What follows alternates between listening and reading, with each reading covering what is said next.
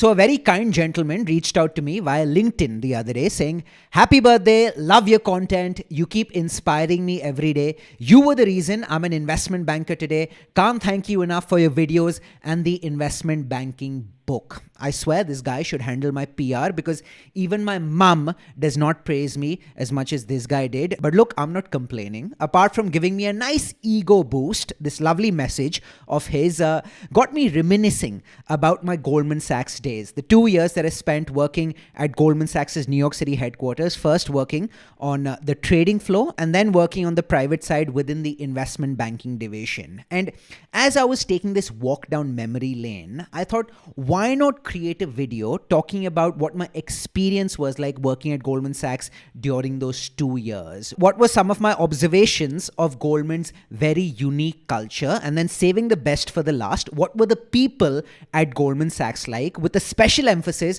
on what partners and MDs at Goldman were like. And look, just because I worked at Goldman Sachs, that doesn't mean I'm going to jerk off Goldman throughout the video. I'm going to give you a very objective take. In other words, I'm going to talk about the good, the bad, and the ugly. So I'm going to be talking about the merits of working at Goldman Sachs and Goldman Sachs' culture, as well as what, according to me, were the demerits associated with Goldman Sachs. So let's commence proceedings in chronological order. The trading floor is where I started my Goldman Sachs journey. So first, let's start off by talking about what the environment was like on the trading floor, or as they say in Hindi, trading floor ka mahol kaisa tha. So on the trading floor, of course, it's loud, but it's not as loud, not as boisterous as some of the scenes that you may have seen in the movies that depict Wall Street culture, or in some of the books that you may have read, such as Liar's Poker by Michael Lewis. Goldman Sachs' trading floor, or any Wall Street trading floor currently, is nothing close to what the trading floor was like in the 80s and the 90s, when it was loud, boisterous, and bloody rambunctious. In other words, no strippers, no cocaine. I fucking wish there were. If you worked on the trading floor, you typically came in very early in the morning, sometimes as early as 6:30 in the morning, 7 o'clock in the morning, because you wanted to spend some time before the markets open at 9:30 in the morning, reading up a bit about what happened in the Asian markets overnight. But of course, since you came in very early, you left relatively early as well. So the markets closed at 4 o'clock and you typically left by 5:30, 6 p.m. Compared to what the trading floor was like, if you worked on a banking floor, it was much, much, much quieter. In fact, when I made the transition from the trading floor to the banking floor, the silence on the banking floor was almost deafening because I was used to the frenetic pace and activity that characterizes a trading floor. You typically came in later, 9:30, 10, sometimes even 10:30ish, but of course you left urine leave. I'm kidding. Yes, you had a few 80 to 100 hour weeks where you made Narayan Murthy proud, but not every single week was like that. Not to mention the fact that you could be doing fuck all throughout the day. You come in at 10 o'clock in the morning and you've done absolutely no work, but at 9 p.m., right when the MD is about to leave, he or she drops off like a pile of work on your desk and says, "No rush, but I need this done by 9 o'clock in the morning." And that's when you know that your night is fucked and you have to stay until midnight, 1 o'clock, 2 o'clock, sometimes even pull in all-nighter. But for the purposes of this example, let's just say that you worked until 1 o'clock in the morning. You came in at 10 o'clock in the morning, right? So how many hours is that? That's 15 hours in total. But then for the first 11 of those 15 hours, from 10 o'clock in the morning until 9 p.m., which is when the MD dropped off that pile of work on your desk, you were doing absolutely fuck all. But you will still count that as a 15-hour day, although you only worked for 4 out of 15 hours that day. But taking absolutely nothing away from how hard bankers worked, and there were lots of days when you actually had to work for 15 or 16 hours straight. In order to be able to do so, did bankers end up using any performance-enhancing drugs? Maybe. I don't know. Did they use cocaine? Maybe. I don't know. But I do know that many of them ended up using a stimulant called Adderall or Ritalin, which is typically what doctors prescribe when you have ADHD. It keeps you laser focused for hours at a stretch. And please don't give it a shot because I talked about it. Anubhav never tried it. Both during my time within the sales and trading division as well as within investment banking, I used to walk in every single day with a little bit of trepidation, with this eustress. You know what eustress means? Eustress is a healthy type of stress. It's excitement and nervousness. And the reason I walked in with that eustress or that trepidation was because you always had to be on your toes. You had to be on top of your game every single day. There's no fucking place to hide at a place like Goldman, especially when you're working in the front office, which is what I was doing both within S&T as well as within IB. What exactly is the front office? The front office is where you're liaising with the clients. You're representing the bank and you're speaking with external parties, aka clients. And whenever you're working in the front office, fundamentally, working in the front office boils down to a relationship business. Now look, a client will not end up picking Goldman Sachs as its advisor because Goldman Sachs builds better models than a JP Morgan or a Morgan Stanley. No, that's not the fucking case. That client has a better relationship with Goldman Sachs or with the partner at Goldman Sachs, which is why that client will end up picking Goldman Sachs as its advisor as opposed to a rival bank like a JP Morgan or a Morgan Stanley or a UBS. Actually, scratch that. UBS is no fucking rival. But regardless of whether you're working on the trading floor or within investment banking, whether you're working on the front office side or in the middle office or back office, at Goldman Sachs, you have a culture of excellence. The people that work at Goldman Sachs aren't just type A personalities, they're type A plus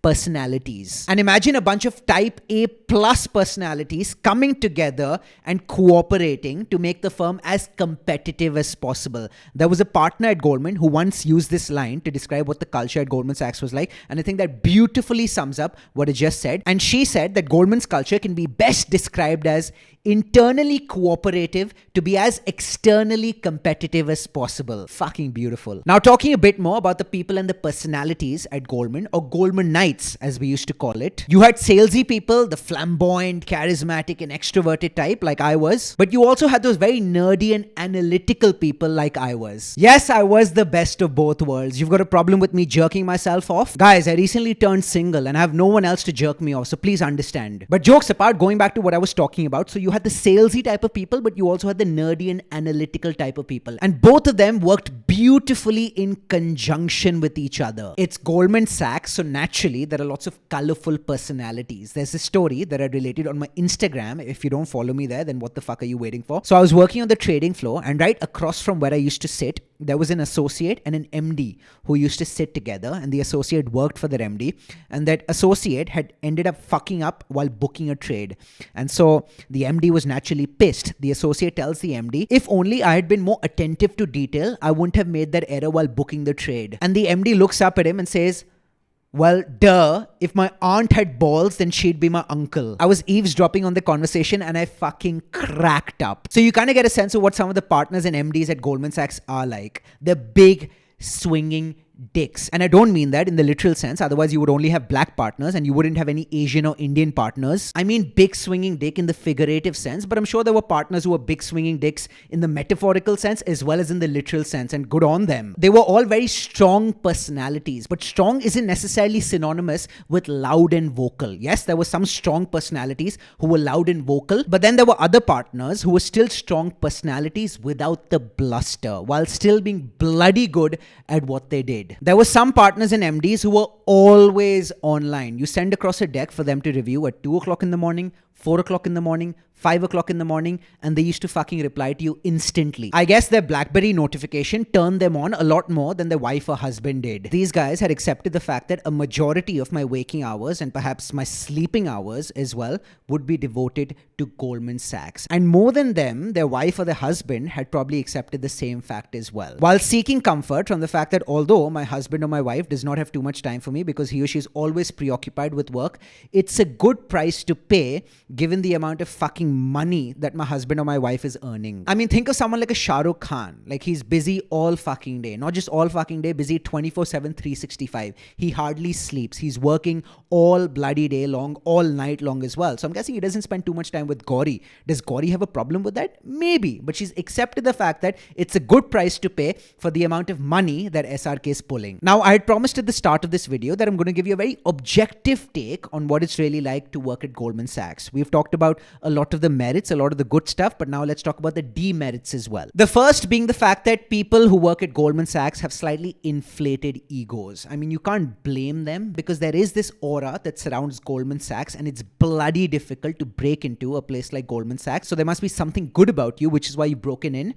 But I still didn't like the fact that people had these super inflated egos. And trust me, I was no different. In fact, after I joined Goldman Sachs, I'd become a bit of a dick, which is something I regret. And an even bigger dick after I joined the investment banking division. But life finds a way to humble you, doesn't it? You know, whenever I would become too big for my boots, life would somehow find a way to bring me back down to earth. Second being the fact that perception is a lot more important than what the objective reality is like. And this isn't something that's characteristic only of Goldman Sachs. You see this in corporate culture overall, in any large corporation, where you might not be all that good at what you do, but somehow you've been able to curry favor with the influential people or with the decision makers or with the seniors, and you're perceived as being much better than you actually are, which really irked me because there were some people who were bloody good at playing the game, where they came across as a lot better, a lot more competent than they actually were. And lastly, something else that irked me was the fact that there weren't too many Indians working in the front office. And I'm talking about Indian Indians and not those ABCDs who are neither fully Indian nor fully American, but will opportunistically swing between calling themselves Indian and calling themselves American,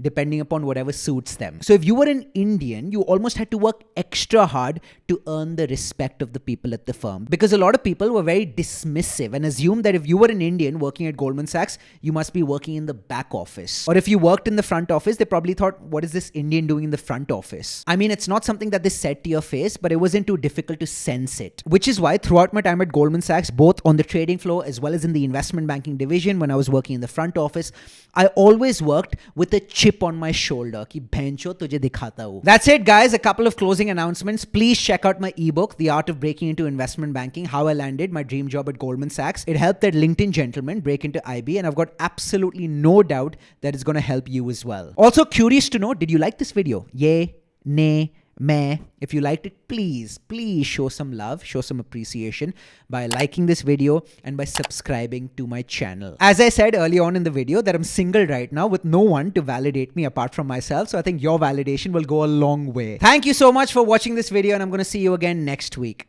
Cheers.